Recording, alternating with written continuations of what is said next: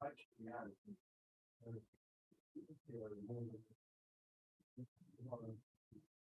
in the county and say I need a sponsor me.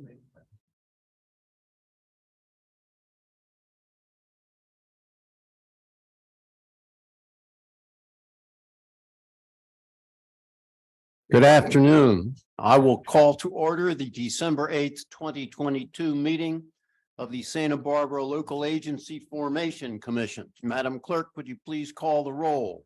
Commissioner Seves, Here. Commissioner Allen. Here. Commissioner Freeman. Commissioner Guyer, Here. Commissioner Hartman. Here. Commissioner Nelson, Here. Commissioner Nelson, Here. Commissioner Richardson, Here. Commissioner Sierra. Here. Commissioner Stark, Here. Commissioner Waterfield. Here. Commissioner Williams. Here. Let the record reflect that Commissioner Freeman is absent. Thank you. Would you please rise and join me in the Pledge of Allegiance? Ready? Begin. I pledge allegiance to the flag of the United States of America and to the republic for which it stands, one nation, under God, indivisible, with liberty and justice for all.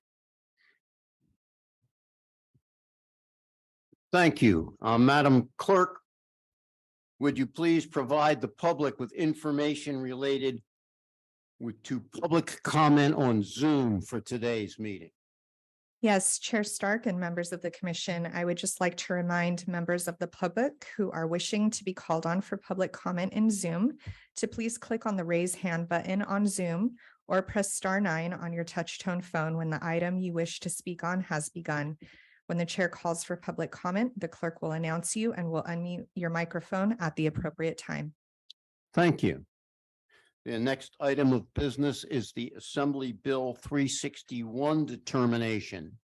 Madam Clerk, are there any requests to speak on this from the public? Chair Stark and members of the commission, we have no request to speak on this item. Thank you. I would now entertain a motion to approve the AB 361 determination. Is there a second? Second. We have a motion and a second. Is there any discussion?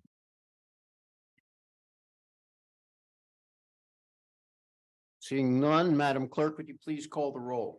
Commissioner Seves. Aye. Commissioner Freeman. Aye. Commissioner Guyer. Commissioner Guyer. Aye. Commissioner Hartman. Aye. Commissioner Waterfield. Aye. Commissioner Williams. Aye. Chair Stark. Aye. Motion passes unanimously. Thank you. Here's the resolution. The next item of business is the approval of minutes from the October 6th, 2022 meeting. Hartman moves approval. Second. Motion and a second. Is there any discussion? Hearing none, Madam Clerk, would you please call the roll? Commissioner Seves. Aye. Commissioner Freeman. Aye. Commissioner Guyer. Commissioner Hartman. Aye. Commissioner Waterfield. Aye. Commissioner Williams. Aye. Chair Stark. Aye. Motion passes unanimously. Thank you. Now is the time. Did we just approve the minutes? Yes. Now is the time for public comment. This is the time for members of the public to speak on items that are not on the agenda. Madam Clerk, are there any requests to speak on items not on the agenda? Chair Stark and members of the commission, we have no request to speak on general public comment. Thank you. That concludes public comment. The next item of business is the approval of the consent calendar. Would any commissioners like to pull an item from the consent calendar? No. I'm hearing none. Are there any requests to speak from the public on the consent calendar? Chair Stark and members of the commission, we have no request to speak on this item. Move approval. Thank you. Is there a second? Second. There's a motion and a second. Madam Clerk, please call the roll. Commissioner Seves, Aye. Commissioner Freeman, Aye. Commissioner Guyer,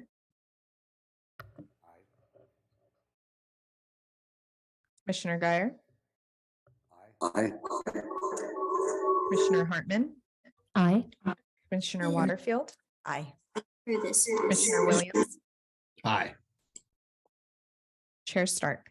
Aye, Motion passes unanimously. thank you.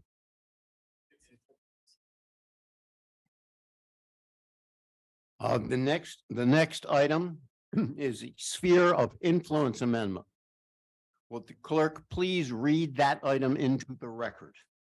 Chair Stark and members of the commission, sphere of influence amendment, item number 1 is to consider applications for approval of LAFCO file number 22-06 for Bailey Avenue sphere of influence amendment, APN numbers 093-070-084, 065 Bailey property, and APNs 093-111-007-008 -009 -010 -011 and -012, the Bodger property, and to consider EIR number 2008-081-032 and addendums prepared and certified by the city of Lompoc.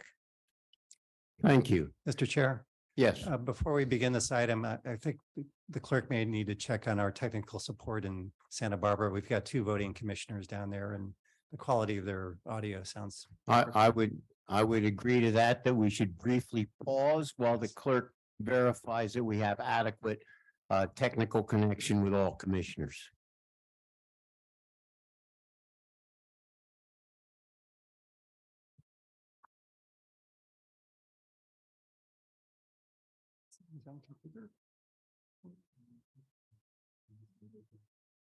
In the boardroom. Oh, no, Jeff is, where's Jeff? He's off. Excuse me.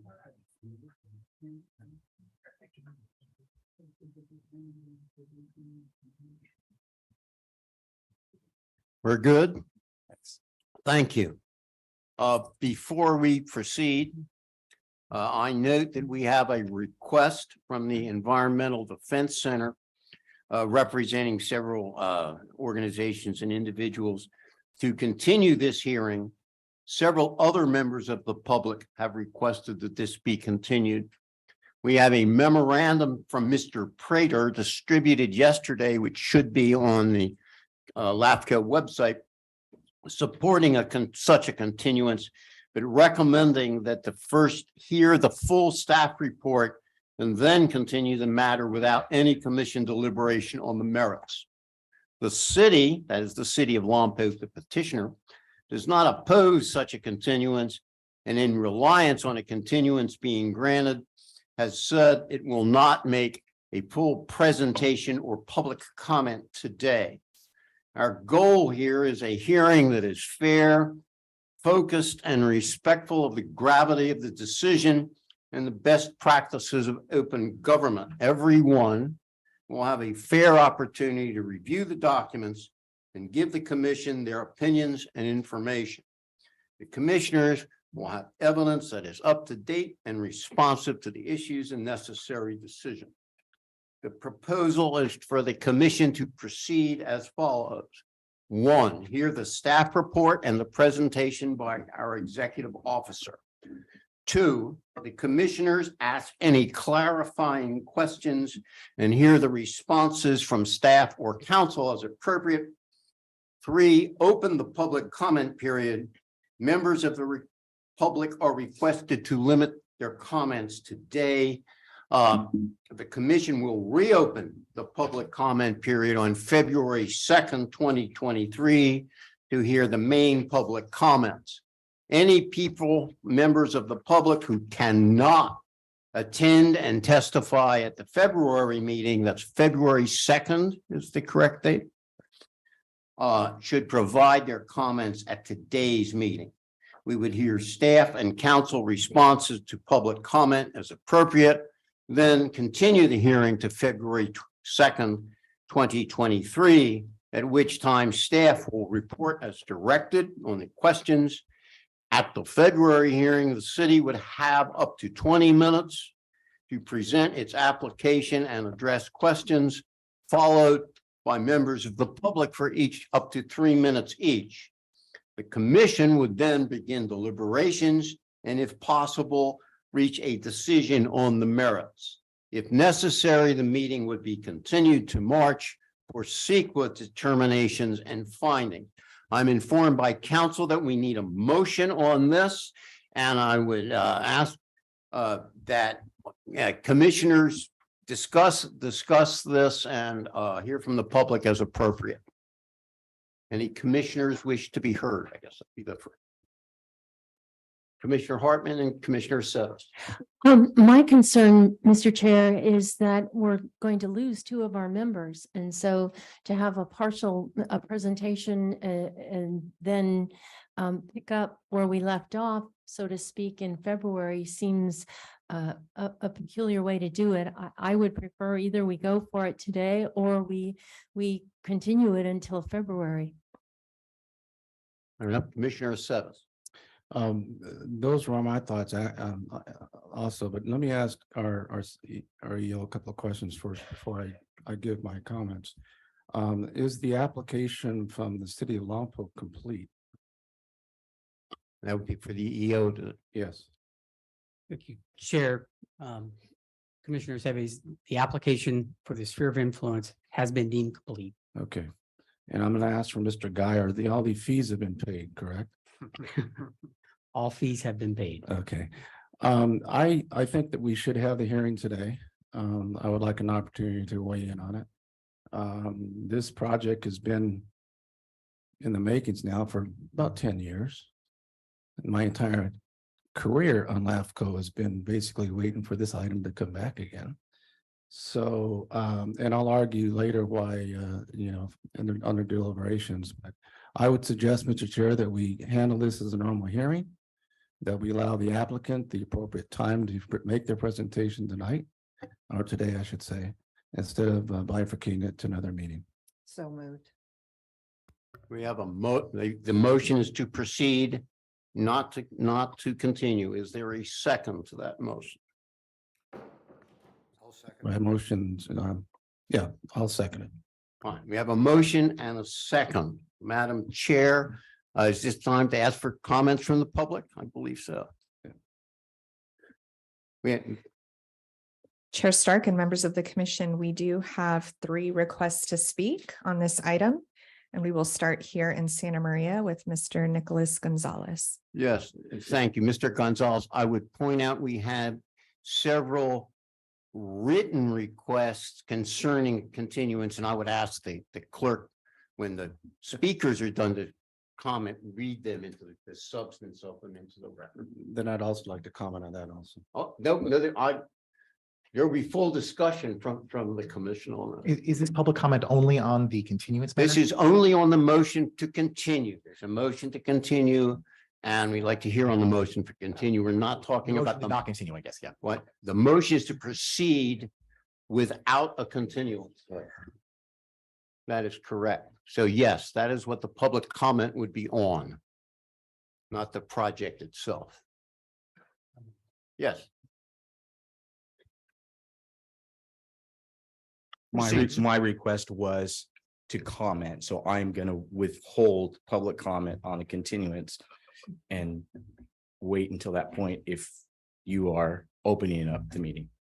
Okay. Mr. Chair, which motion are we considering at the moment? We are considering a motion by Commissioner Waterfield, second by Commissioner Aceves, not to continue the matter as recommended, but to proceed with the application. Thank you. Is that a So fair? I'm withholding my comment at this time and will comment if the meeting proceeds. Thank you. We have other speakers. Chair Stark and members of the commission, we will now go to Jeff Malawi here in Santa Maria.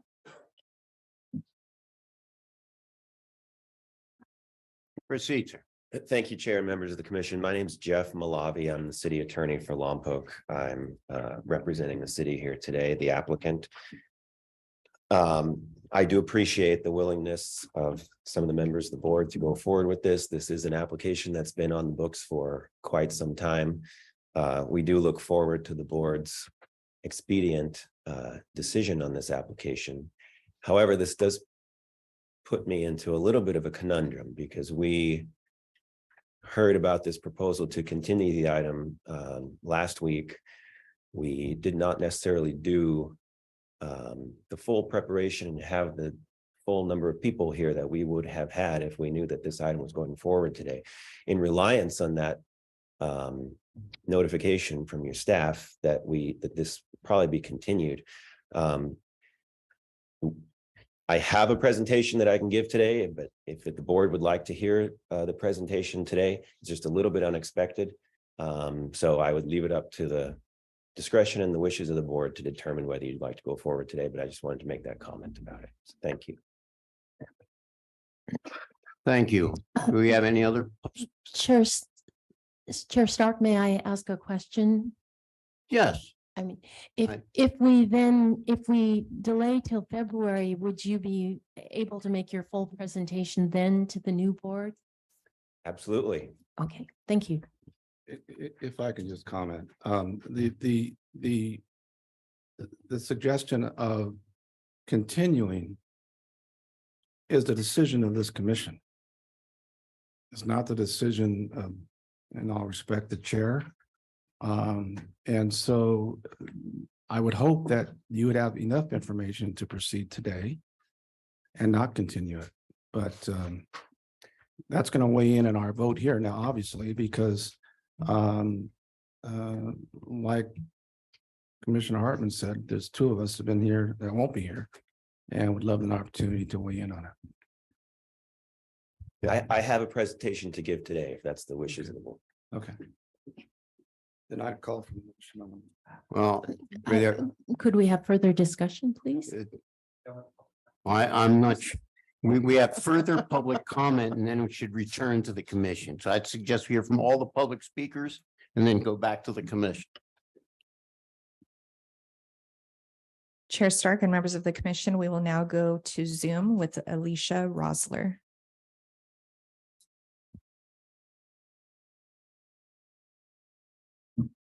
Good afternoon. Can everyone hear me? Yes. Okay, thank you. My name is Alicia Rosler. I'm a senior attorney for the Environmental Defense Center. I'm here today on behalf of the Santa Barbara County Action Network. We submitted a comment letter in collaboration with several local businesses, ranchers, farmers, and members of the community who are very concerned about the potential for the significant loss of prime farmland allowed by the sphere of influence. I would like to address that we were under the understanding from staff, as were several members of the public, that there would be a continuance. We were told to only appear today if we couldn't come February 2nd. So I'm here on behalf of our groups to just to address this for a couple minutes, but if the commission does continue with this today, they are going to be lacking most of the public comment that really wanted to speak on this because of the information that was put out about the continuance. With that said, we also hope that, as you'll read in our comment letter, the staff report does need to be modified to include critical information that is missing concerning the impacts of reasonably foreseeable development and alternatives that avoid conversion of the entire 148 acres of prime ag land. It's important to understand that this SOI establishes a boundary that allows for conversion of farmland. And when future development is reasonably foreseeable, CEQA requires that the impacts from that development must be disclosed and analyzed now, not deferred to later. As such, the city must provide the infill inventory now and analyze impacts to the Bailey Avenue properties now. This analysis must include analysis of feasible alternatives that can substantially lessen the impacts for the SOI expansion, such as significant impacts to prime farmland on Bailey Avenue. As discussed in our letter, the courts have held that agricultural conservation easements still result in a net loss of farmland and do not provide adequate mitigation to reduce impacts to ag. Moreover, the conversion of prime farmland and use of agricultural conservation easements as mitigation is not permitted under LAFCO's own policies. We hope a continuance will be granted and that the city will take this time to provide this critical information and analysis that is necessary for LAFCO to consider the SOI expansion application. We look forward to a February hearing. Thank you. Are there any other public comments? Chair Stark and members of the commission, we will now go to Ken Huff, I'm sorry. Oh, thank you. This is Ken Huff with SB Can. And just to add to what Alicia just said, which I agree with.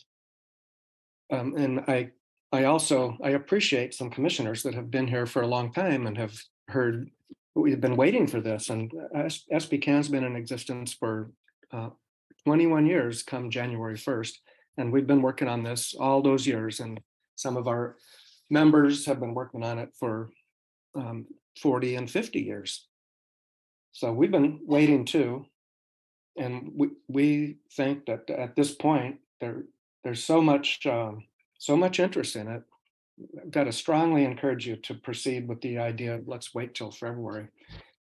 We do action alerts to 1,100 people that are on our mailing list. And we encourage them to send you a comment supporting the staff recommendation and to not prepare to come and argue the merits. And there'd be dozens of people coming to argue the merits, and they're planning to come in February, and they're not probably all here today. I could argue them, but I won't. I just encourage you today to continue this till February. We've looked at the staff report of 200 and some pages and the attachments of 1,000 plus more. And there's so much to absorb, and it's all important material. And we haven't had time to review it, and certainly our members haven't had that either. So strongly encourage you to continue this to February. And I look forward to hearing the staff report, but then continue. Thank you. We will now go to Splendorio, who is our final speaker. Yeah, thank you. Can you hear me? Mr. Splendorio is on Zoom. Yes, I am. If I may proceed, Chair? Yes, you may. My name is Splen. Yeah, thank you. My name is Splendorio, and I'm an attorney for the property owners. We also support Mr. Prater's suggestion and recommendation for a continuance. We also would like the opportunity to have folks who are in support of the sphere of influence change, but we also relied upon that they would be continued and would be able to present in early February. So we also would like to see it and not be prejudiced by having it proceed today. Thank you.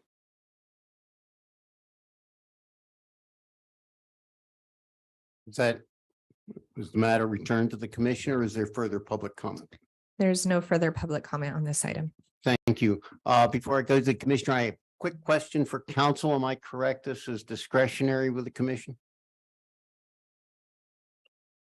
The continuance itself, absolutely. Yes, that's what I'm talking about. The matter returns to the commission. Mr. Chair, Yes. did you want the clerk to summarize the email public comment we I received? think that would be good. Maybe, She won't read them all because there are too many, but she can summarize. yes, what we talked maybe an indication of the numbers back and forth. Okay. Chair Stark and members of the commission, we did receive multiple public comment via email. We received approximately 4 emails in opposition of the project. We received approximately 8 emails in support of the project. And we received approximately 16 emails with a request to postpone to February. Thank you. Are these comments separate, or are there some that both say supported the continuance and the approval of the projects? Is it mixed up, or are they separate individuals? They're all separate individuals, and we've posted everything to our website for the public to view, and all of the public comment was emailed to the commissioners as well. Thank you. The matter is returned to the commission. I think would be appropriate if all the commissioners had an opportunity to weigh in on this. I have. I'm wondering, all the time that has been spent on this project and it's come down to the last details, why was it chosen to continue? Especially knowing that we were going to have several commissioners not be here, and then whoever takes over is going to have a lengthy research to do. Mr. Prater, you care to respond? Sure. Thank you. Through the chair, Commissioner Waterfield. So the recommendation to ultimately continue from my office was predominantly from the number of comments and emails that our clerk has read off in concert with the conversations with the city and their rep and their agreement to continue the matter. So once both sort of sides agreed to continue it, I advised that would be a recommendation, but ultimately that the commission would get to decide on whether they wanted to hear the item or not. Yeah, because I find it kind of disappointing. Any normal agenda item has its pros and cons as far as public comment. I mean, that shouldn't sway one way or another, whether it should be continued or not. They've been trying to annex this since the early 1990s. And I'm sure they're wanting to get an answer either way as to where they should go. And I'm just very disappointed that, it was suggested that it should be continued. Just in response, I tended to agree, and not until the city decided that it too was willing to continue the matter. Alone, the letters themselves was not enough for me to make that recommendation. But once I had the city agree to that, then it seemed to be fair to at least present that to the commission, that was an option for the commission to consider. So in your opinion, do you believe the city is not prepared then? I cannot speak to the city's position on whether they're prepared to present the item. But in light of the acknowledgement that there was a recommendation to continue, I did reach out to our 2 new members that have been appointed by the selection committee and inform them that they would likely be participants in the future, and sent them directly the staff report and all the material. Thank you. Are there any, I'll go with Mr. Freeman, Commissioner Freeman, then Commissioner Hartman, then Commissioner Sevis.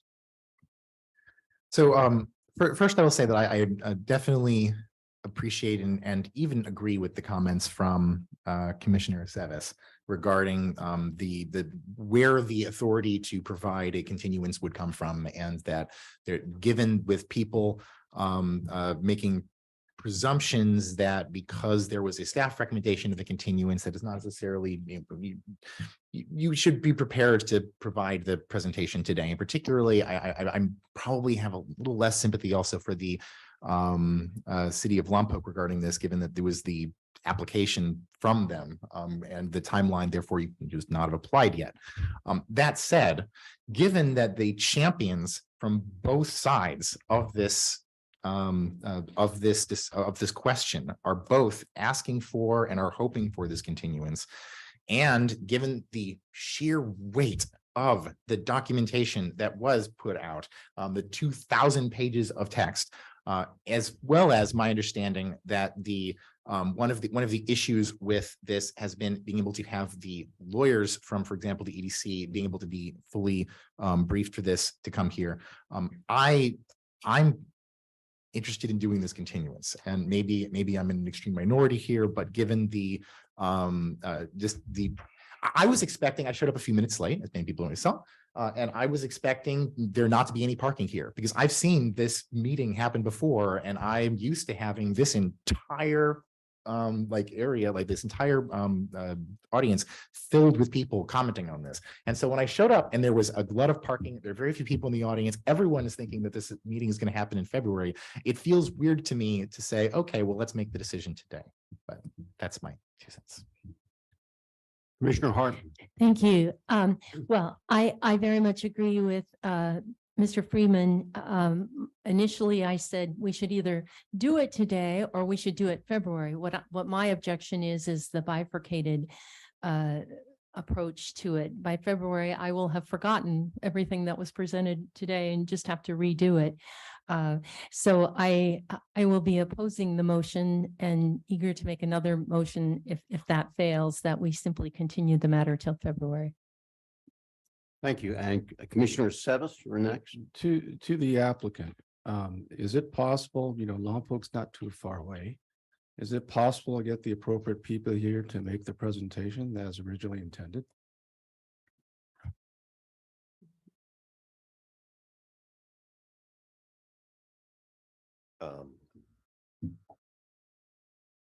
As you saw, one of the public commenters was the representative for the actual owners of the land that are in question here, and I believe they wanted to be present as well.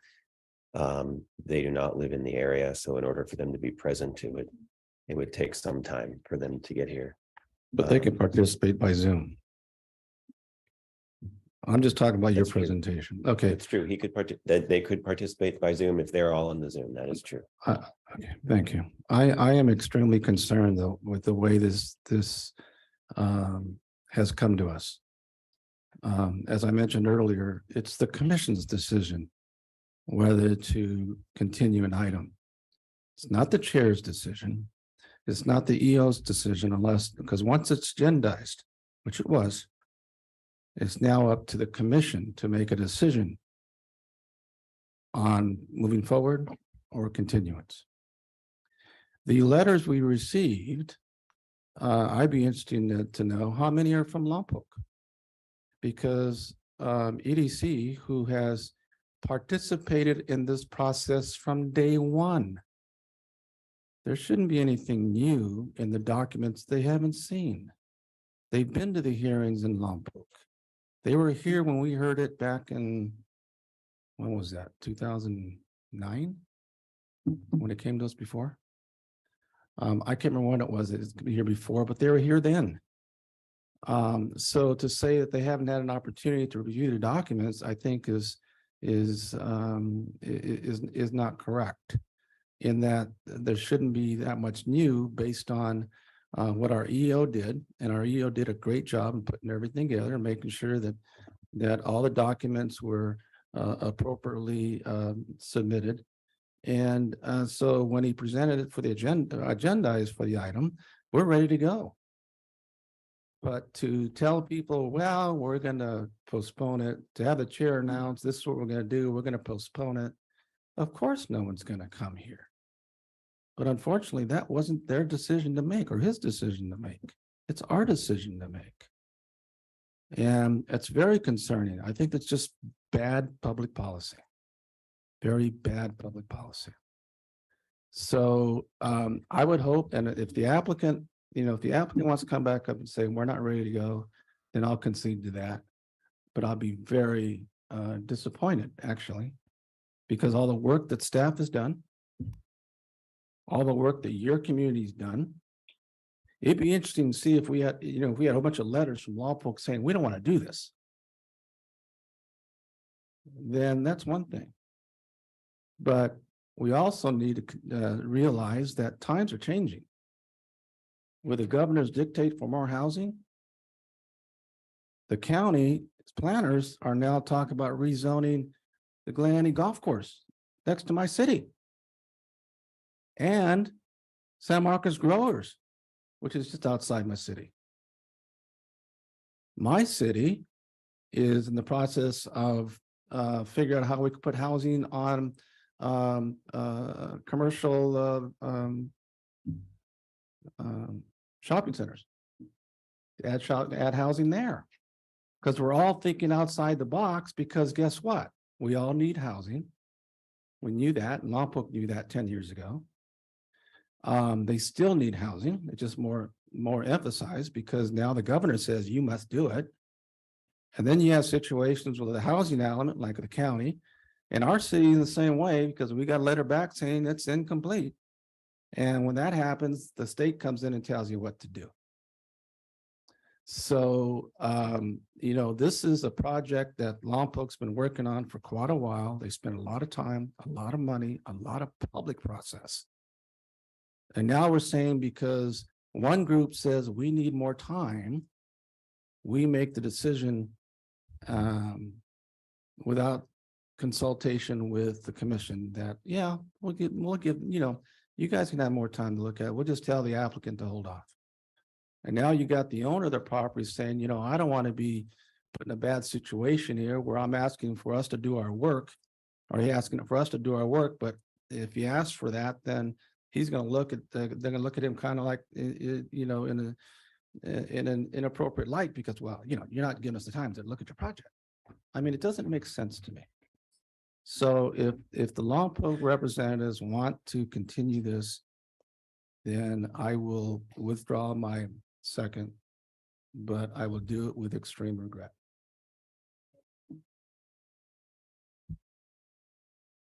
Are there any other commissioners that wish to speak?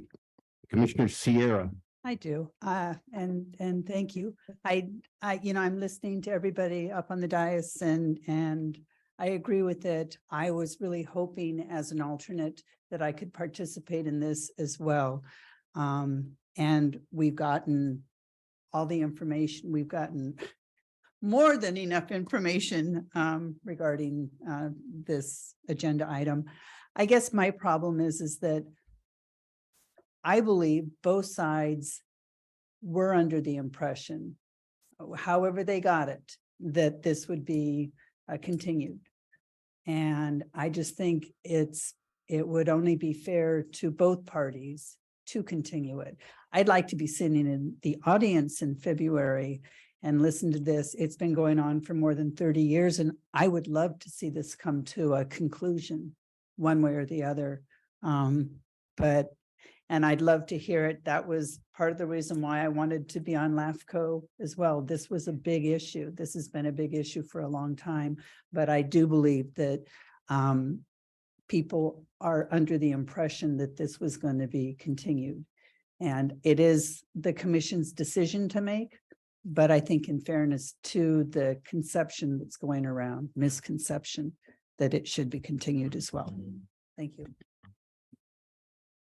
Thank you. Mr. Chair, then I will agree with Commissioner Sezovs and withdraw my motion. Mr. Chair, before you make that. Okay. There's some commissioners participating remotely. I know sometimes they feel left out. Could you? Yes, I would specifically invite the commissioners who are participating remotely to not feel left out, but if you have comments to be given an opportunity to make them. So I think we're talking about Commissioners Nelson, Geyer, and anybody else? Those two, you might want to call on them specifically. See if I would ask Commissioners Nelson and Geyer if they have anything to say about this continuance. Well, hopefully we won't get a big echo. No, we can hear you fine, Commissioner Geyer. Okay. I first off, I have to say to myself, if I showed up at the commission hearing and said I didn't have time to read all of the material, I'd like a continuance. I think I would be derelict of my duties. I can support a continuance if we do not have a presentation today.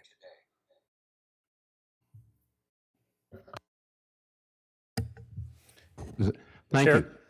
Commissioner Nelson, you have anything to say about this? Yes, even though I'm an alternate, I'm deeply disappointed that all the parties were given an impression, and I just assumed by staff, that the authority of this commission would be usurped and that it would be happening here.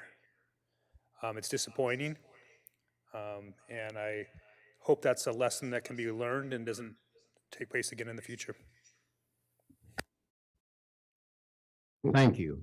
I have one brief comment before we proceed further, and that is one of the reasons why the approach was suggested is because there may well be an opportunity for clarifying questions with respect to the documentation to indicate where the focus ought to be when this gets down to the merits. I think it would be just plain, I can use the expression, wrong at this point to proceed without all the parties having a fair opportunity to go forward. And I regret the misinformation that may have gone out. But at this point, it's an important matter. It's going on for a long time. And I think we owe it to everybody concerned to get it right and not leave any loose ends dangling. I do have a number of questions. Frankly, I'd be surprised if the matter is just simply continue to another meeting, whether that's January or February, that it wouldn't be necessitated to continue beyond that with respect to some of the questions that might be elicited. So to the extent we can get the issues on the table sooner rather than later, I think we can conclude this more promptly and get a better result. I would, and at this point, entertain another motion with respect to the disposition of this hearing. Mr. Chair, point of order. Yes. Commissioner Waterfield, I think, was about to withdraw her motion and it's still on the floor. Wait a second. I have a comment. They don't make a substitute motion. I'd like to make a substitute. I mean, oh. I guess we fight over who gets to. Well, But let Mr. Richardson speak first, and then I'll make a substitute motion. I think we can bring this to some resolution. yes.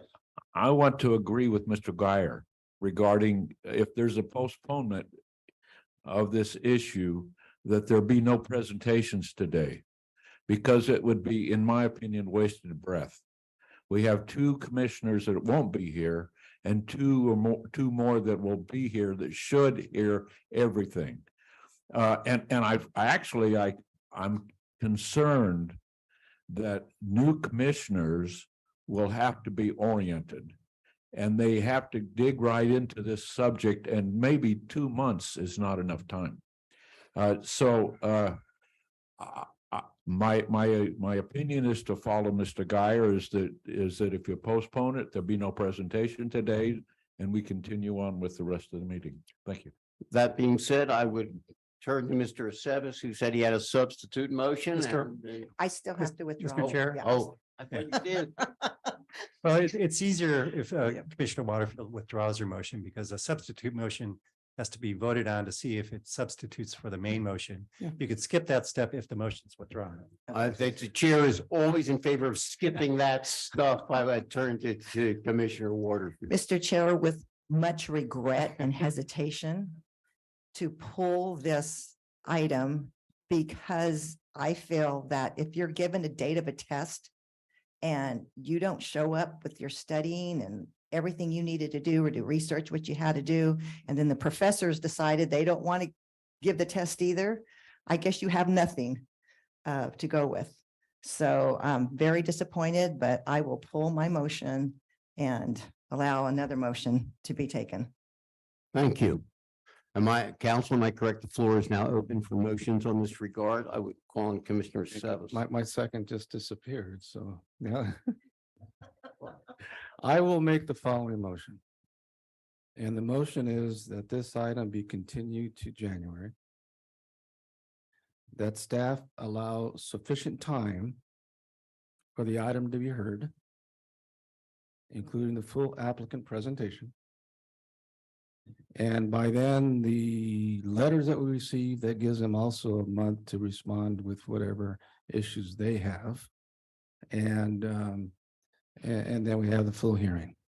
And on a side note, if you're up here, I will come up here and sit over there.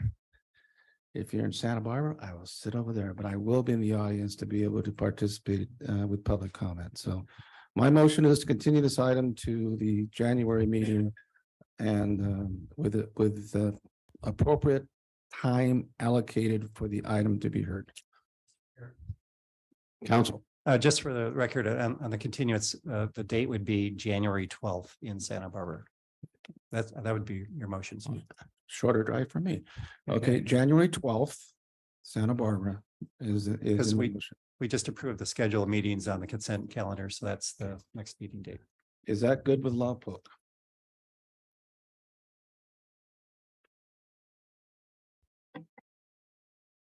I'm sorry, it's kind of out of order of motion. Yeah, it depends what's good for the board as well. And I think that's a little early. I think why not go with the recommendation for February? We have holidays, we've got, I mean, it's just a lot of material to come back so quickly. Why not go with our with the Mr. Attorney, January or February?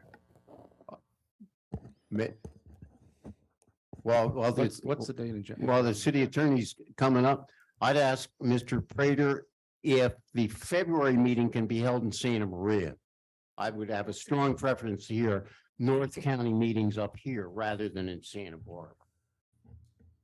Yes, the adopted schedule is to have February meeting in Santa Maria. In that case, I would ask. What's the date in February? February 3rd, I believe. The second. There's a second. That's Groundhog Day, because we keep hearing this item over and over again. I think of that date differently. That was the birth date for my late grandmother, February 2nd. Okay, so my motion's amendment to show that this will be continued to the February 2nd meeting in Santa Maria. And again, with the same caveat that we clear the schedule and make sure we have appropriate time to hear this item. Thank you. And that's starting from the beginning, correct? This is just straight continuance. If I understand your motion. And there's no presentation today. That's what I meant. Yeah. No presentation today. Fair A enough. straight continuance, but Hartman seconds. Mr. Council, do we need public comment on this motion? you do. You could ask for some. I You could ask for think public comment earlier, but I don't know if you need more. If the city or the environmental group wants to be heard. I think if think the they both- concerns parties have any problem with the February 3rd date that we ought to know about. I think they're already on record of agreeing to it. In that case, I would, February 2nd. I don't know why February 3rd stuck in my mind. You want to take it off my grandmother's birthday. That's true. That is true. I don't think we need any more public comment. If you had adequate expression and a February 2nd date is acceptable to all. Or any commissioners wish to speak on this further? Commissioner Freeman. I just want to verify I understand the motion, because there were a lot of clauses and caveats on it, and Commissioner Sevis keeps saying that there's a but, so I certainly understand what I'm voting on. So can it be repeated? The motion is that this item is continued to the February 2nd hearing to be held here in Santa Maria. And that adequate time would be the staff will allow adequate time to hear the item. Thank you. That's a straight, what I would refer to as a straight continuance. Hear anything today. That's what a straight continuance is. Thank you. Chair Stark? Oh, you haven't heard the secret questions yet. Thank you, Madam Clerk. If we're ready, please call the roll. Commissioner Sevis, Aye. Commissioner Freeman, Aye. Commissioner Guyer, Well, I want to vote, but I want to clarify that in fact, there'll be no presentation today. Correct. That is correct.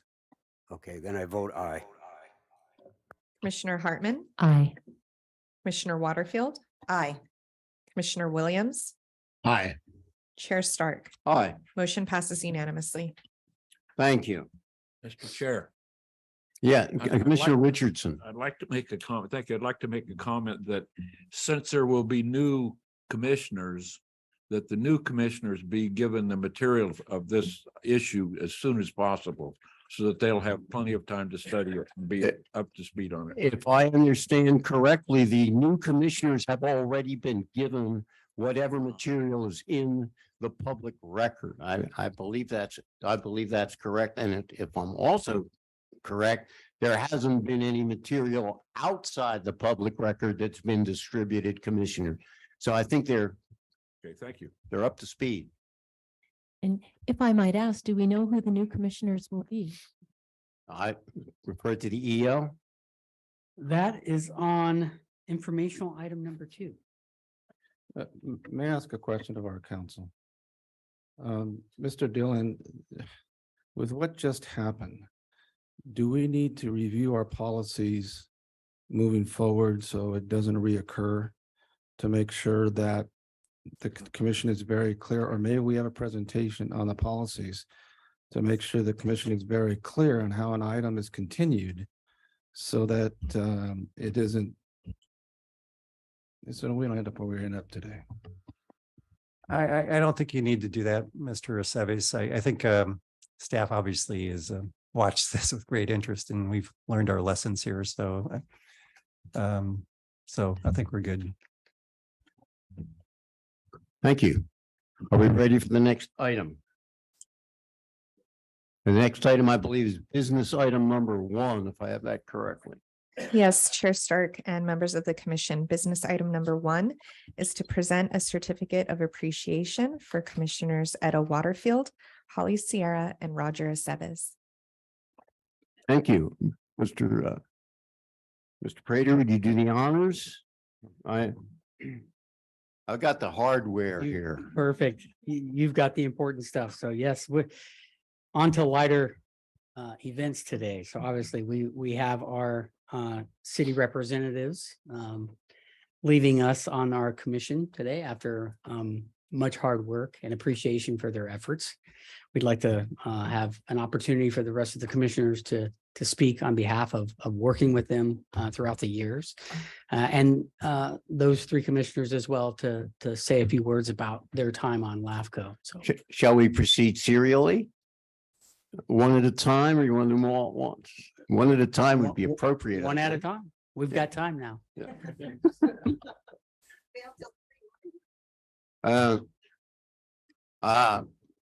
Lacking better order, I proceed alphabetically. The first alphabetically is our certificate of appreciation to Commissioner Roger Aceves for distinguished services to LAFCO since 2012 for a full 10 years. Congratulations, sir. There you go. Thank you. Would you like to say something? I think that the honoree should say go first and then any commission. Well, 10 years went by really fast. But I've had the honor to work with many commissioners, and what has always been consistent about, and today is a good example, is we may disagree, but we always agree to disagree and move forward. And that's the strength of this commission, because we have so many charges that are given to us that we need to keep in mind, what our charges are, not only through the Cortese Knox, but as the laws change and the governor's dictates, there's a lot of paradigm shifts that we've had and that we will have in the future. I appreciate the honor that this commission given me, allowing me to serve. I had the honor of serving as chair twice, and we've done great work. I would say that I really love this work. Should a couple of the public members decide to leave early, I would appreciate a phone call to submit my application to return as a public member. So thank you very much. Thank you. Any commissioners wish to? Absolutely. Roger, you have been such a wealth of information to me. I came here to LAFCO. It's been the toughest commission in my last 8 years, but you really brought me in and taught me things and explained definitions of words that I had never heard before. And I truly appreciate your wisdom. But what I truly appreciate the most is that you were never wishy-washy. You were straightforward, whether you knew you were going to be voted against or for it. You were just straight on and never speaking out of both sides of your mouth. You were just straightforward. And I consider you a very good friend, and I consider your best wishes in the future. May God bless you and your entire family. Thank you. Matt, should I ask for guidance from council at this point? Do we need to ask for public comment on this particular item at this point, or can we wait for other presentations? I think we'll wait for the presentation. Thank you. No fruit either. Mr. Chair. Yes. Commissioner Hart. Thank you. Well, I just, any other commissioners wish to say anything? Commissioner Guyer? Commissioner Guyer. Yes, it's been a pleasure to work with Roger over the years, and what I will value the most is the friendship that has grown from that. Thank you, Roger. Thank you. Anyone else? Yes. Chair Stark. That'd be Commissioner Nelson. Thank you. I think it's appropriate to remind everybody that Roger's service on the City Council and LAFCO has really just been an extension of his entire life of service to this community. He's obviously served honorably as a police officer, and then has been a rock and a fixture in local politics for many years. His wife has served on various boards and commissions. It's a family of service, and we'll miss you, Roger, on this committee. I hope to have you back as a public member in the future, and I know you're not going anywhere. You've been a mentor of mine. It's been an honor to be your colleague, and I look forward to seeing you soon. God bless. Thank you. Commissioner Williams, do you have any comments? Do.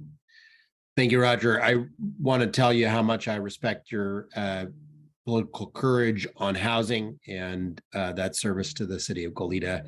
And, that will help people in the long run, and that's a legacy. Thank you. Well, I want to thank everybody for their comments. I really appreciate it. I get a chance to retire. 32 years as a cop, 16 years in city council, and all my life has been in between council meetings. So a little time off, having your grandbaby. And so I appreciate it. And I really do want to come back and work with all of you, because all of you are consummate professionals and we do a great job for the county. So thank you again. Thank you, Roger. I'll point out the Team Gadfly has an opening for a high-powered Gadfly on the various local agencies.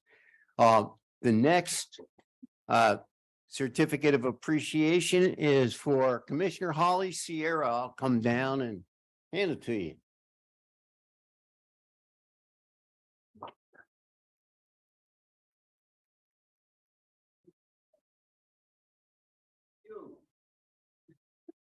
Yeah, we should. Thank you. You wish to say anything? Just a couple. I'm not known to be long-winded. I want to thank everybody for giving me this opportunity as the city alternate. I think I got to sit in twice in 3 years. So I didn't get to participate much. The most pleasurable, or not pleasurable, probably the worst one was coming back from Mexico and going through customs while you were having a board meeting. And one of these city commissioners was not there. So I was trying to participate. I'd read the information. I knew what we were doing. But yeah, I had an incident with one of the officers who didn't like me being on the phone while I was checking passports and everything. Anyway, it has been a wonderful experience. I'm like Commissioner Waterfield, there were words, this Cortese Knox book, it is a whole different world, LAFCO. And it was a wonderful experience working with really good people and expanding my education. So I want to thank you all very much for the opportunity. Thank you. Thank you. Any, Holly, yes, I do. Holly, thank you so much for everything you have done, not only for LAFCO, but for being such a wonderful, great mayor for the city of Buellton. You brought a lot of great things to that city, and I know they are definitely going to miss you. And you've been a good friend, and we didn't get together much, but I knew you were always out there and we were always going our separate ways. But when we did get together, it was very nice. And I know it was. It was great. And I know that you're going to be in high demand, and just continue on the great things that you were doing. And I wish you very well, you and your husband, and have a great time in Panama. any other Commissioner Hartman? Well, I'm coming to talk tonight at the city council meeting.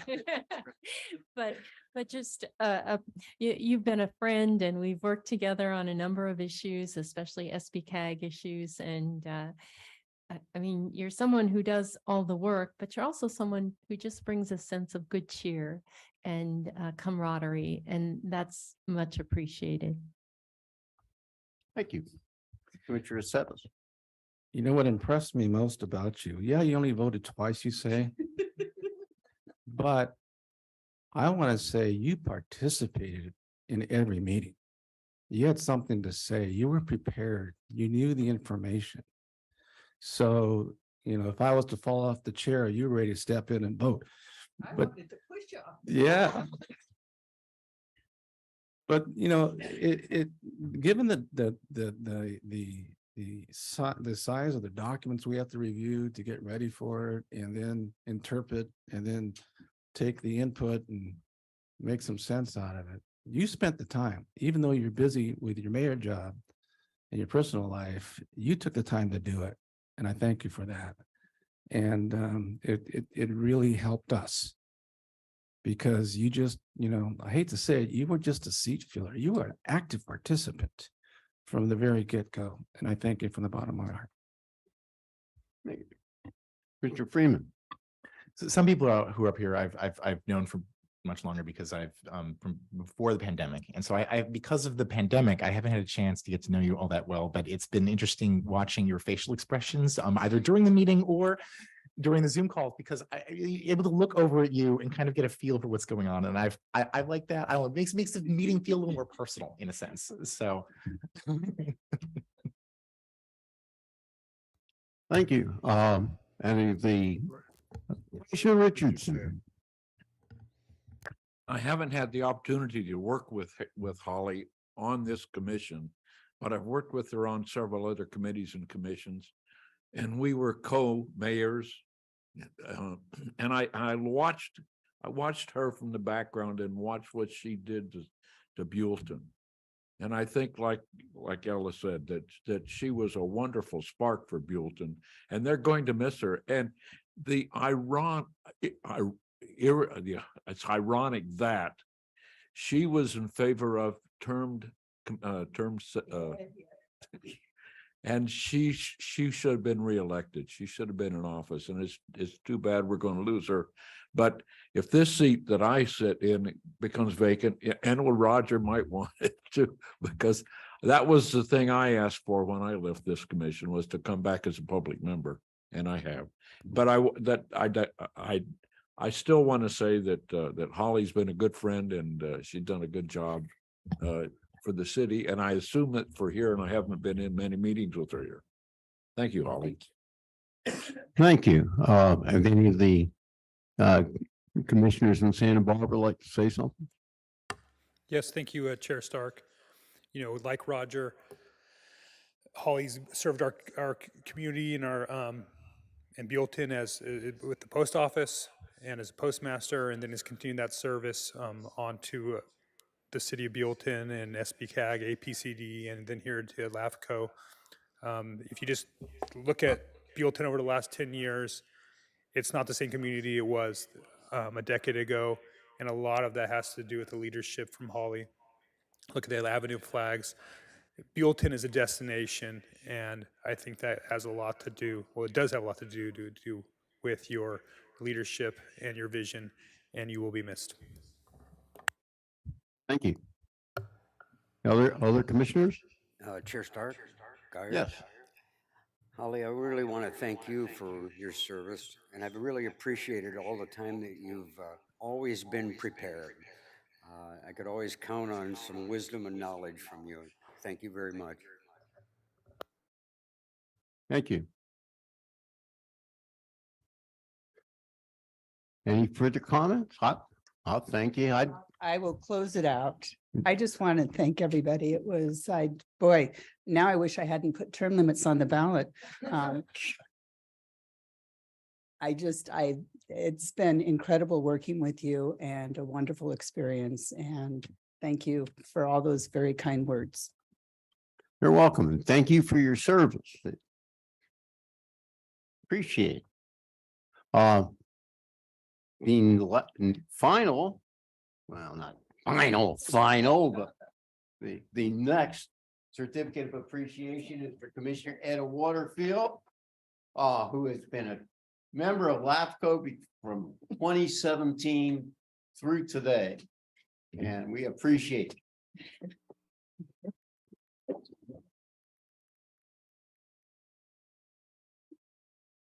Any commissioners like to say anything? Oh, my goodness. Well, thank you very, very much for this wonderful certificate of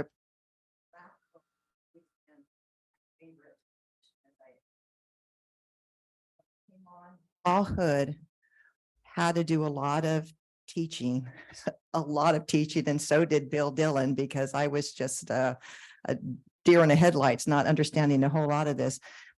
And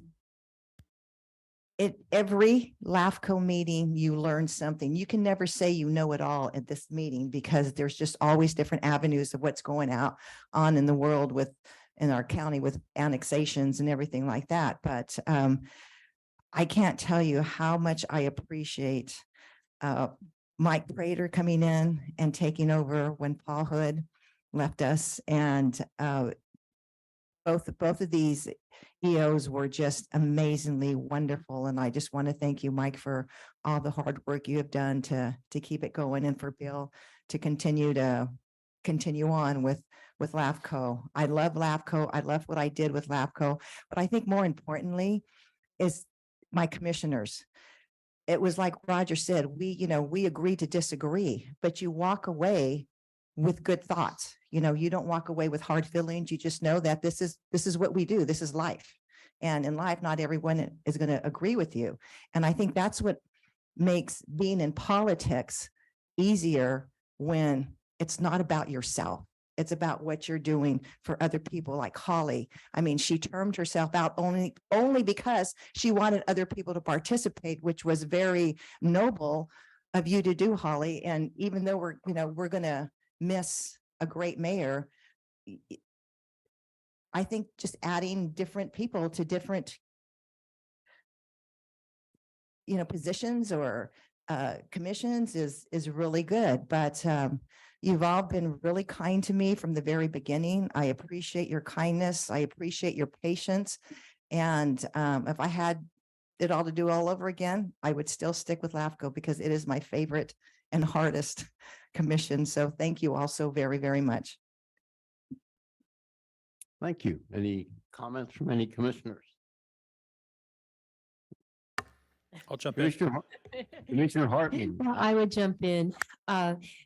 Etta, you were the chair and the vice chair, and stepped into the chair and helped us through transitions through COVID and through the remote meetings. And you did it with grace and aplomb, and you just made it very efficient. And we all felt well guided by your leadership. Thank you. Commissioner Sepp. Well, Etta, you've been a good friend. It's hard to say. I can spend the next hour talking about the great things about you. but with regards to LAFCO, you came in with your eyes wide open and your brain open to get as much information you can. You always ask questions. I can't remember how many phone calls I got, and I appreciated every single one of them because I was able to give you some guidance. What I really appreciate most was you would just step in. I remember when Commissioner Hartman and I and you, we sat on a commission, in fact, on the white paper. Interesting enough. And we had great discussions. The three of us did. We didn't always agree. But then we came back to the commission and they all agreed. There wasn't a big argument. There wasn't a big discussion. They said our policies were appropriate and we moved forward. And so it's still embedded in our rules and regs. But that was through your leadership. You looked at it from all perspectives and really helped us and guided us through. So I'm sorry to see you go. Remember, you can always visit us by Zoom and say hello. Or you still have my phone number. All right. Thank you very much. Any other commissioners? The comment from Director Hartman, I'm sorry, Commissioner Hartman, comment from Commissioner Hartman relating to you being the chair through some of the transition segments of us dealing with COVID and things like that. Reminds me of the glorious meeting where I had to demonstrate that I was at a standing desk, and that is the reason why I was already standing for attention at the flag, and that is a moment that I'm never going to forget. From LAFCO, and it is, yeah. So one of the more enjoyable anecdotes that I've had from the commission, you were at the center of. So.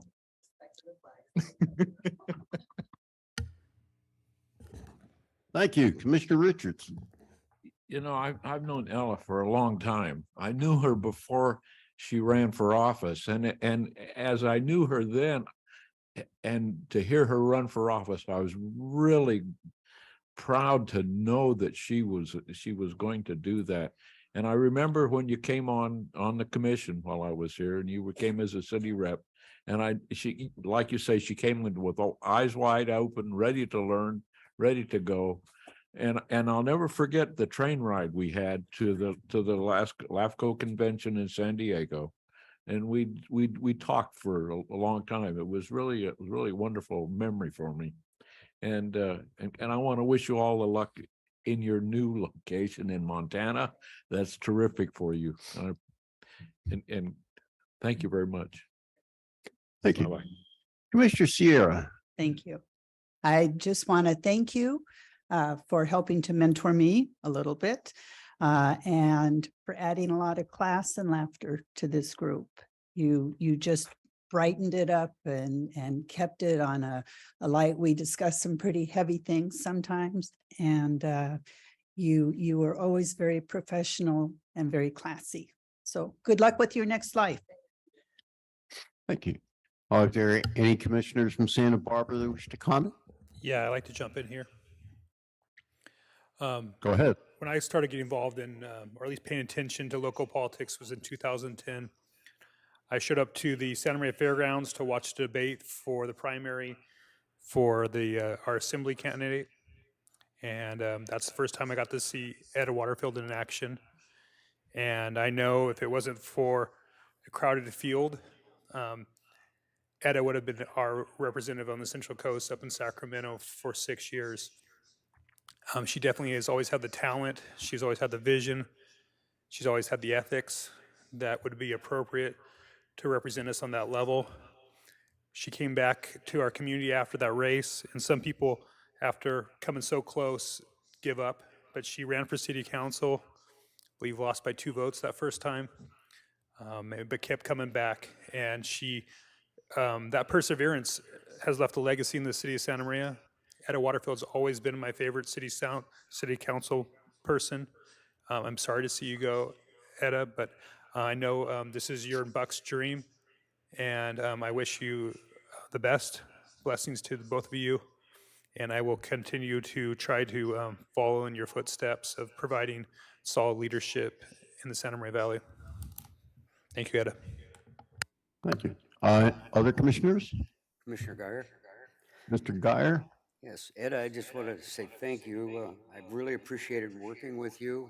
And what I appreciate most is your straightforward approach to issues. Thank you. Thank you.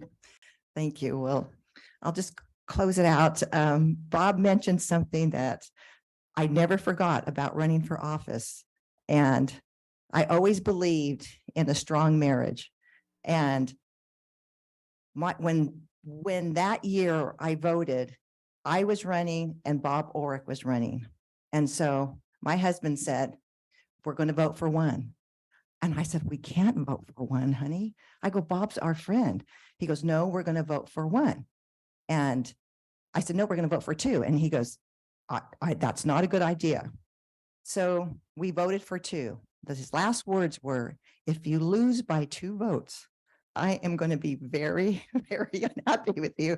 So it was such a tight race that no sooner that the county elections office called me and said, Etta, we hand counted 2 times and you came up short by 2 votes. She goes, you can have us do it again. She goes, but you're only wasting money. And I said, no, I get it.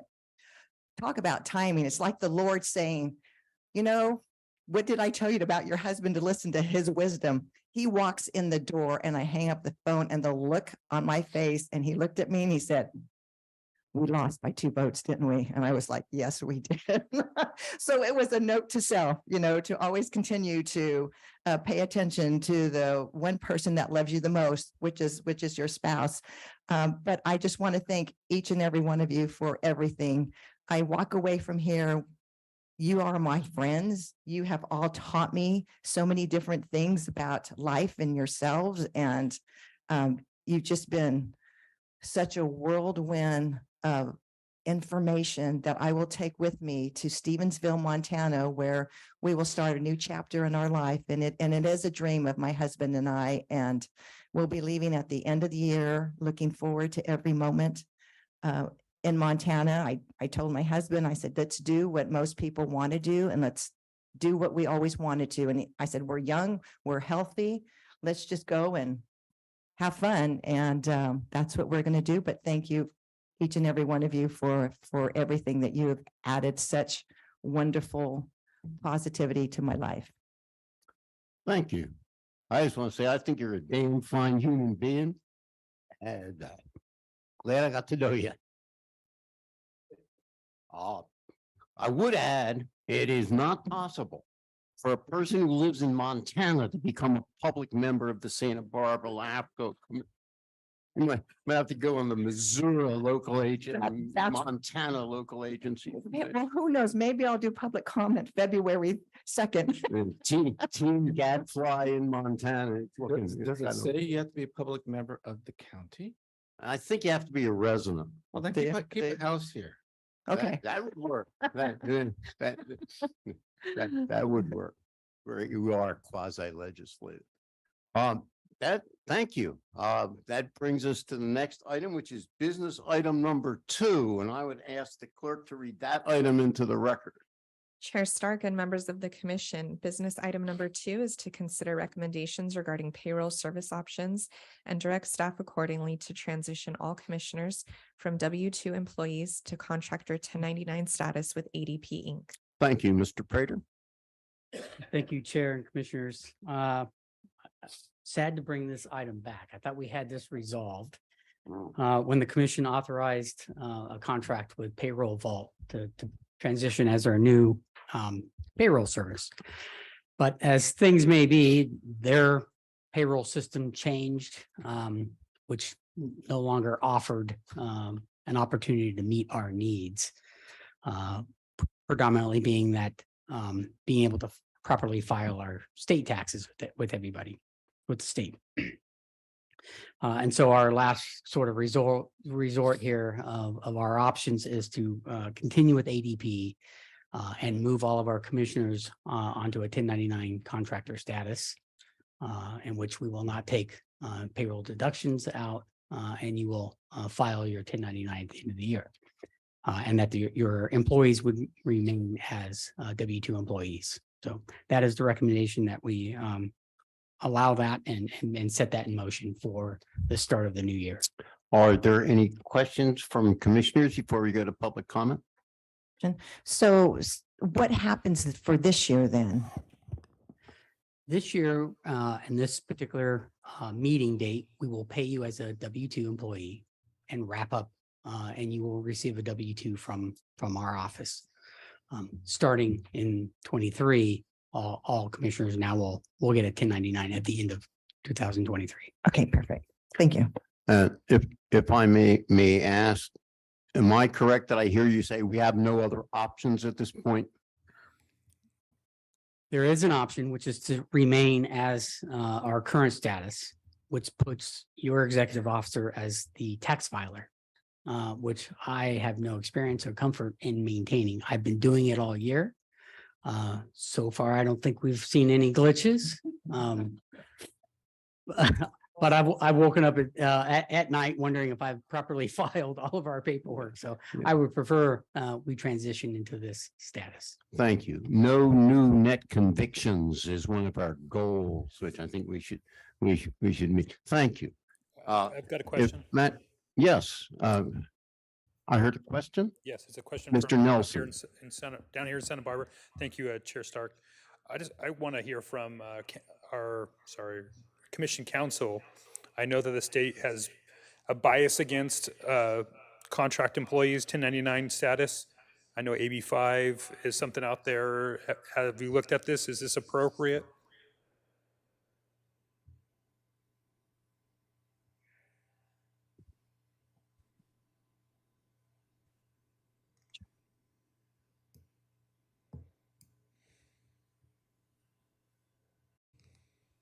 Commissioner Nelson, no, I wasn't asked to look into this issue. Mr. Prater thinks that AB 5, that recent legislation requiring employees to be treated actually as employees as opposed to independent contractors. That was a few years ago before we hired Mr. Prater. That was one of the reasons we made him an employee. But no, offhand, Mr. Nelson, I have not looked at this. I could look at it and consult further with Mr. Prater, but he's been pretty up to speed on this issue, and I value his conclusion. But we could double check that if you'd like. May I suggest that if we do, we could proceed, and if for some reason you conclude that there's a glitch as a result of AB 5, we could bring it back to the commission. That'd be sufficient for me. Good. I would just add, Chair, if I may, the AB 5 status really deals with employees as a proper. So the commission, you've never been an actual employee of the commission, but for payroll purposes, to meet ADP's payroll services, we had to classify you as a W-2 employee. So that's the only status that you have as sort of a technical employee, but you're really not an employee of the commission. Okay. Thank you. Commissioner Sevis? That was my question. With a W-2, you're saying you're not an employee. Because I was just thinking, what if I fell off this chair right now and hurt my back? Does workman's comp cover me, or do I have to, or now the 1099, it's all on me? You were never covered under workers' comp because you're not an employee status under LAFCO. Even though you're W-2 Even though you're a W-2. Okay, interesting. Thank you. Commissioner Richardson. I'm having difficulty understanding the problem when I'm sure we aren't the only people that have this problem of two IDs. For example, I'm assuming major corporations don't have that problem, and there are other small businesses probably don't have that problem. So why do we have that problem? The short answer to that, through the chair, is that those corporations typically have separate federal ID numbers. We have one. We could file for a separate federal ID number and file commissioners separately under that federal ID, which would just add on to the type of service and the payroll cost to ADP by having two federal ID numbers running two separate payroll accounts. That is an option. I don't think that option fulfills our service need. There are a number of other LAFCOs that have run through this similar scenario in which they as well move their commissioners to a 1099 status. And so I think that was the most feasible option for us as well. Thank you. Thank you.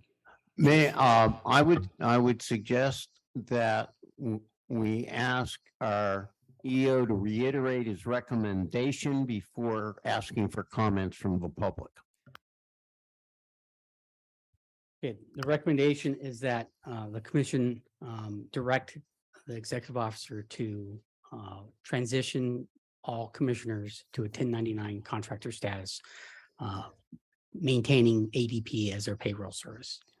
Thank you. And this is purely for payroll purposes. Is that correct? Thank you. That is correct. Chair Stark, Oh, yes. Commissioner Guyer. Thank you. Commissioner Guyer. Yeah, I would like to have this further looked into because a couple of years ago, special districts were put on notice that in fact we had to go for payroll purposes only as employees and not be 1099.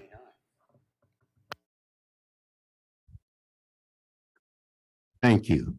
We can do that after we hear from the public if there have been any requests to speak.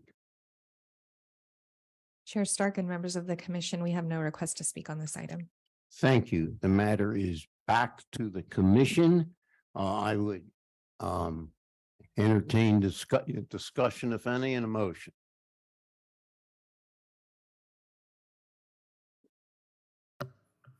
Chair Stark. Yes, Commissioner Guyer, is it? Yes. I'd really like to see this checked into for the federal tax purposes because special districts were put on notice for this and we actually went from 1099 to W-2 employees. May I ask our EO if a continuance to the January meeting would prejudice us in any way? No, that would be possible. What we would find is that the first meeting in January would be paid as a W-2 status employee. And the rest, if we did transition, would be a 1099 status. So you would have a dual filing at that point, but it's possible. Hire Holly to do the W-2 stuff. Thank you. I would entertain a motion of one sort or another. I'll make a motion that we continue this to the January meeting. We have a motion to- After I'll second. Executive Officer Prather and can work with council and do some additional research and come back to us. Thank you. We have a motion to continue to January pending further research. Do we have a second? I'll second. Commissioner We have Guyer. a second. We have a motion and a second. Is there any discussion on the motion? I hear none. I would call the question. Madam Clerk, could you please call the roll? Commissioner Seves, Aye. Commissioner Freeman, No. Commissioner Guyer, Aye. Commissioner Hartman, No. Commissioner Waterfield, Aye. Commissioner Nelson, Aye. Chair Stark. Aye. Motion passes 5-2. Thank you. We'll revisit this in January. Madam Clerk, next item is business item 3. Would you please read that item into the record? Chair Stark and members of the commission, business item number 3 is to consider giving direction to add a policy amendment to the Commissioner Handbook, Section 9, Budget and Financial, subsection M, Annual Contribution to Commission Net Operating Expenses that would delegate authority to the executive officer to make requests to county auditor pursuant to Government Code Section 56381C regarding late payment of annual contribution by the county, cities, and special districts. Thank you. Mr. Prater, would you care to give a report? Thank you, Chair and Commissioners. As the report outlines, as of November of this month, there are 30 payments that have been received from our member agencies and 12 outstanding agencies. Those 12 outstanding agencies total just over $118,000 of revenue that's due to LAFCO. In preparing for this item, we did some research into last year and making those payments for last fiscal budget year. And it had consumed considerable amount of staff time to reach out to the outstanding agencies and remind them to promptly make their payments. At which time we ultimately did receive a full payment for last fiscal year by all member agencies. It took right up into the very last day of the fiscal year, June 30th. Per the Government Code Section 56381, it outlines a process that requires the auditor. The auditor is the mechanism in which once the commission has adopted our budget for the year, that budget is transitioned to the auditor's office and their team. And their team processes the invoices and collection of payments and deposits that into the county treasury as our bank. The Government Code 56381 outlines the process for the auditors after 60 days of notice of non-payment to exercise a recovery of those payments through the property tax apportionment that they issue. That section does not have specifics as to timeframes of when that occurs. Right now, it speaks to whenever the commission would seek those payments be made. I would bring an item forward to the commission. The commission would authorize a request of the auditor to exercise that government code and seek payment.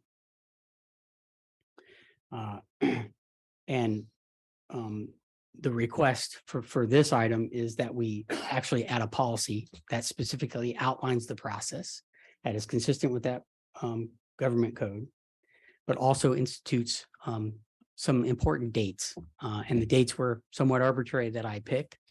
That has to do with beyond 60 days of payment before the second quarter is reached, which would give the auditor team and their office ample time to be able to send out and recover any non-payments that have not been received by that date.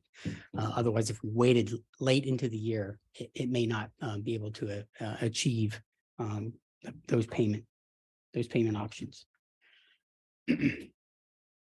So with this option, the recommendation is that we bring an item back. There is no policy set yet, but we would bring some clarifying policy language for the commission to review at some future agenda item meeting.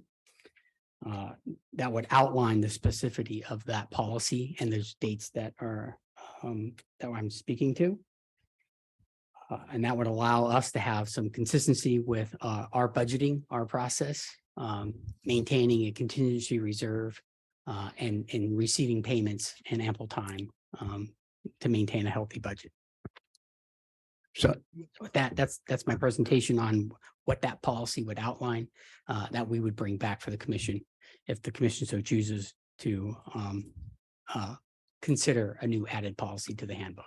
So what you're looking for, if I understand it correctly, you explain it in summary, is you want the commission to authorize you to come back with a policy that concerns how we go about enforcing non-payment of required payments by member agencies. Is that right? That is correct. And we will consider the details of what is delegated, what is not delegated, et cetera, when that matter returns to the commission. Is that correct? That is correct. Thank you.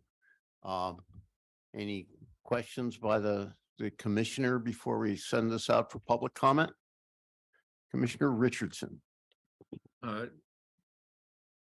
Mike, I noticed that in the payment chart that you have, that the Santa Ynez River Water Conservation District Improvement District #1 is not paying any fees. And I know that was a problem earlier, that they argued that they shouldn't have to, but is that still the case, or have you given up on them, even collecting money from them? In years past, they have paid fees. They have been required to pay fees.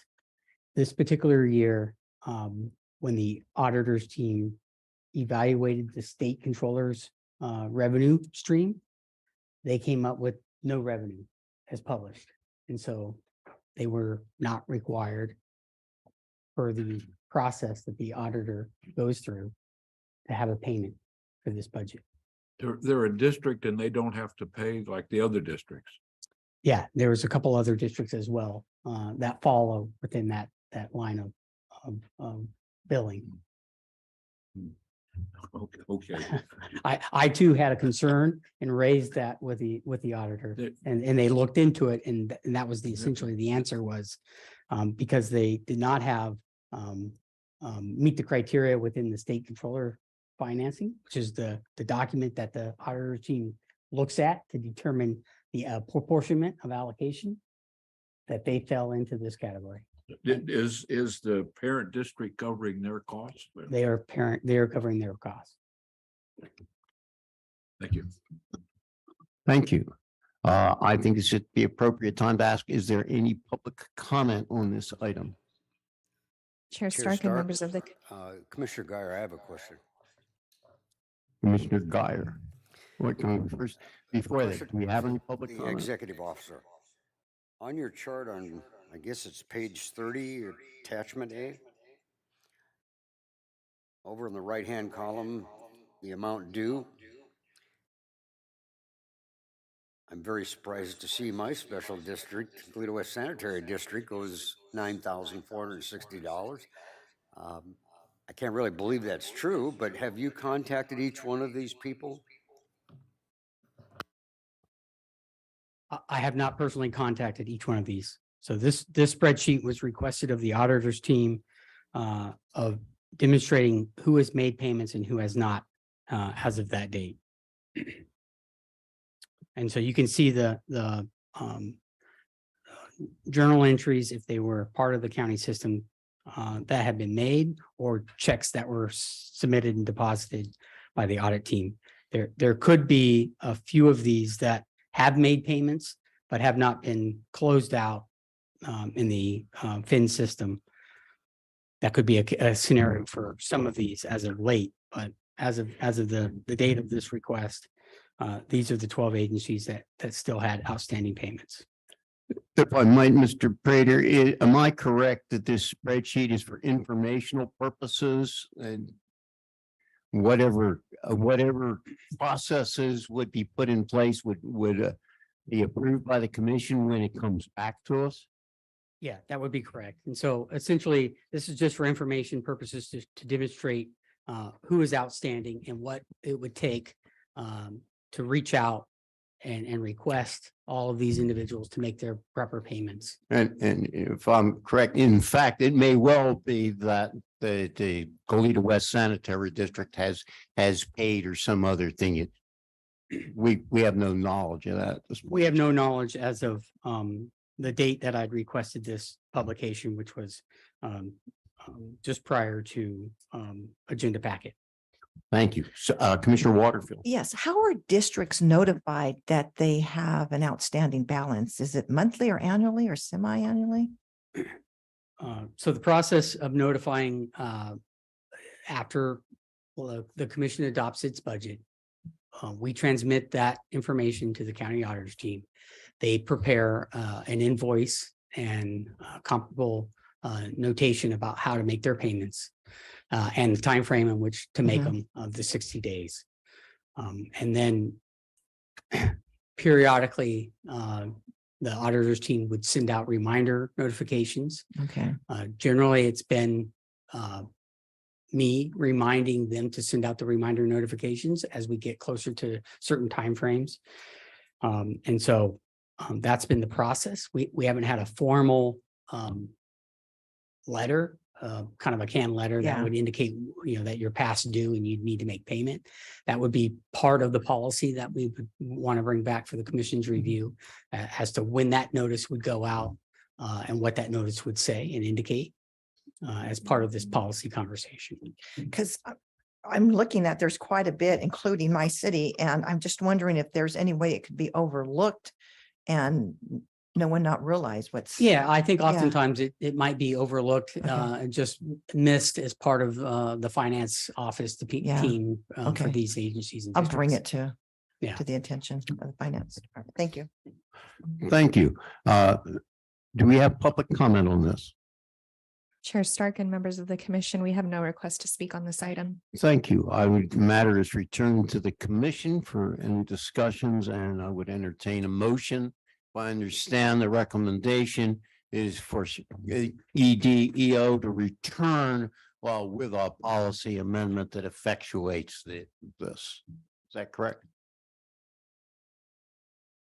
Chair Stark, yeah, is correct. Thank you. I would Move staff recommendation. we have a motion, Commissioner Hartman.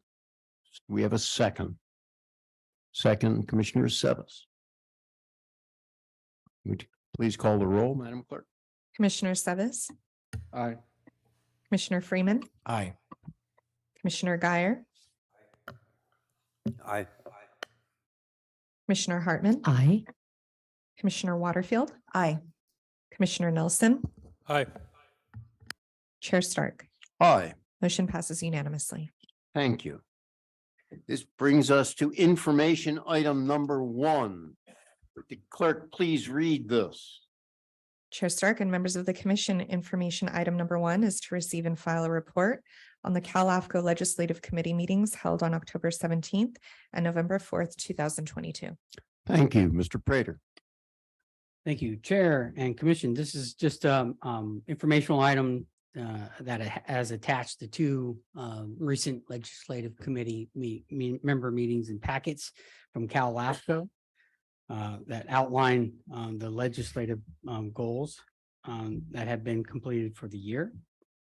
I think at the next particular committee meeting would be more valuable for the commission to consider on what new legislative new year items will be brought forward would be more pertinent, but these are what was completed for the prior year. So if there's any questions about any of those, I can try to answer. Thank you. And my understanding is all this information is listed in great detail on the LAFCO website. You've got the minutes and everything. So if you really want to dig into the minutia of the legislative thing, it's available. Is there any public comment on this information item?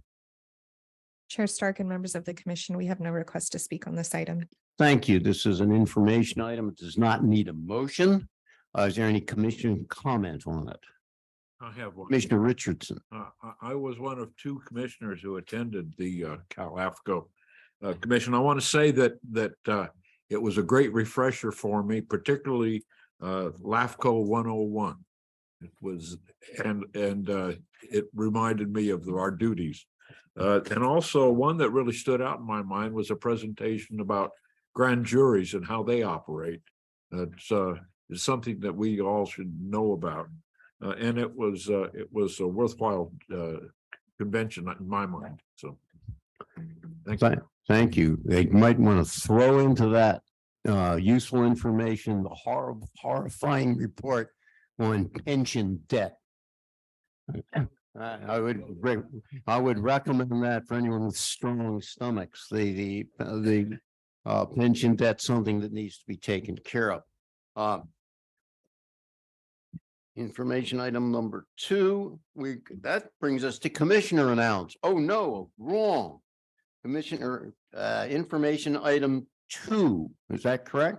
That's correct. Chair Stark and members of the commission, information item number 2 is to receive and file a report on the city selection committee appointments. Thank you, Mr. Prater. Great. All right, the long-awaited item. So the 2 new commissioners that the city selection committee met and convened on in October 20th was regular commission member replacing our regular commission member Etta Waterfield from Santa Maria is Alice Patino, the mayor from the city of Santa Maria. And the selection committee also selected Mayor Janelle Osborne from the city of Lompoc as the alternate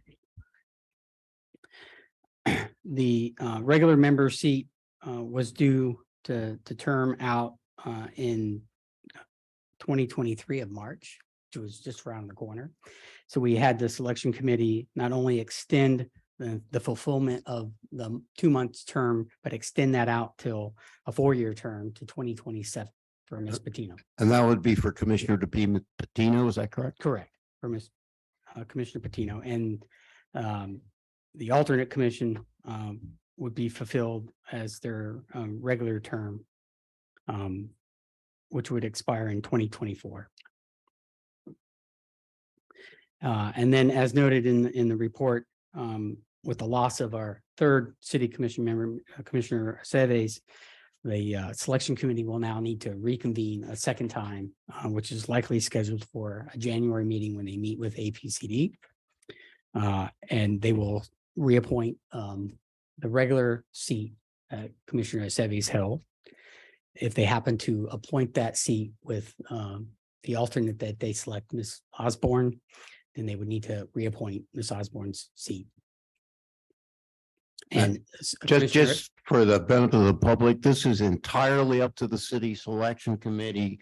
LAFCO accepts their appointments. Is that correct?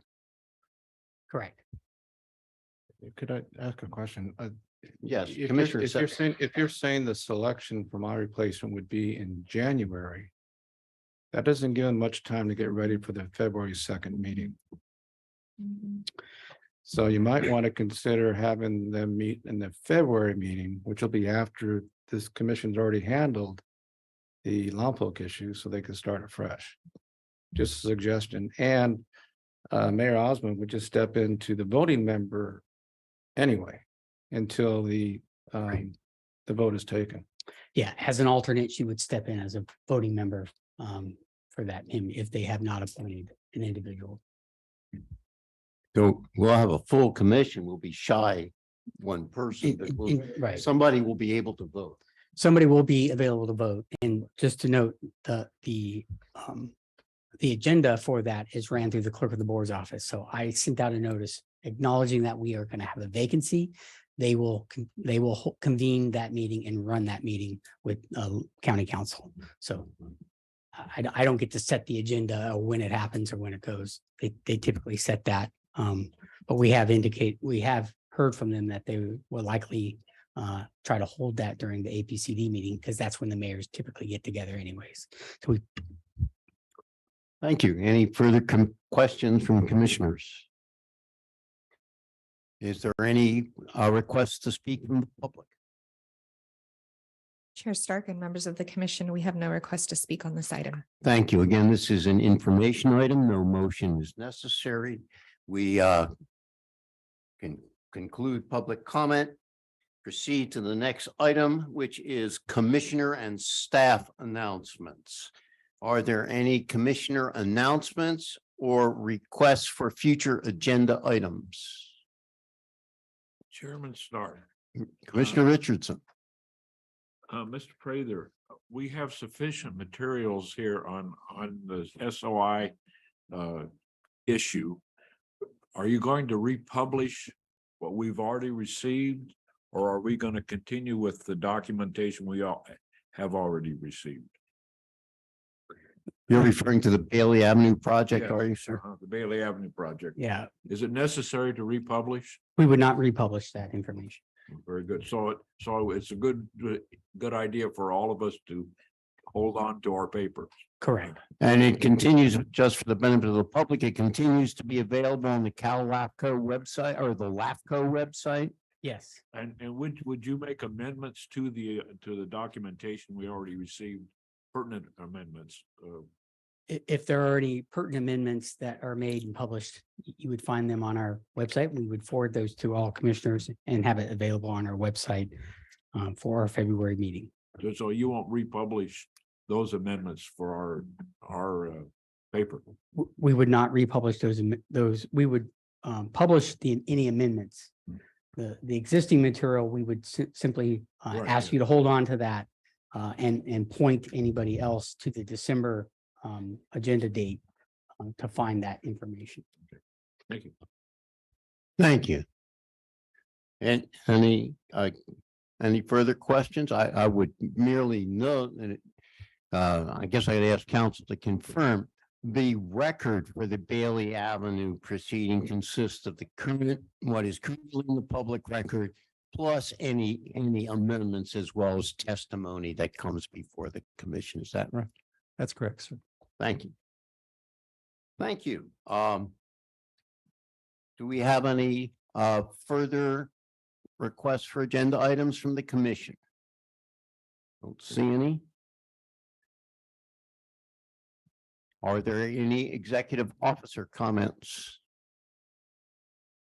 I would just note, since our Commissioner Richardson has raised the idea on grand juries, that I'd let the commission know that I did meet with our grand jury on November 17th and give them a presentation about what LAFCO does and what we're about. And then lastly, I'm not sure if we will convene in closed session, or adjourn in closed session or not. So for the public, we will. Perfect. We'll come back and report. Then I'll wish everybody a happy holiday then. Thank you. And to you as well. We're now going to the closed session. The recess to closed session. Madam Clerk, would you please identify the closed session item for the benefit of the public? Chair Stark and members of the commission, our commission will now convene to close session under Public Employee Performance Review, Government Code Section 54957B1, LAFCO Executive Officer Mike Prater. Thank you. We'll recess to close session. I'm going to trust that we'll get whatever technical arrangements are necessary from the conference room, and then council will report out any final action taken.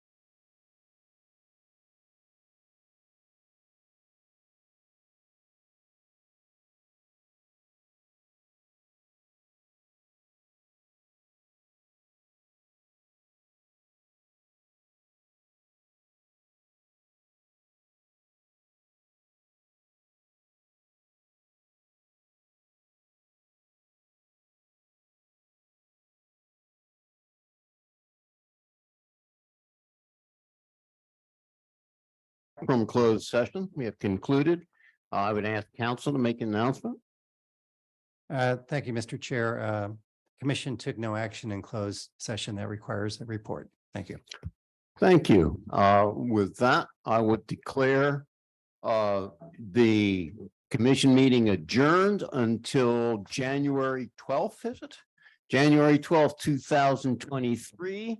Wish all of you happy holidays, happy new year, happy everything.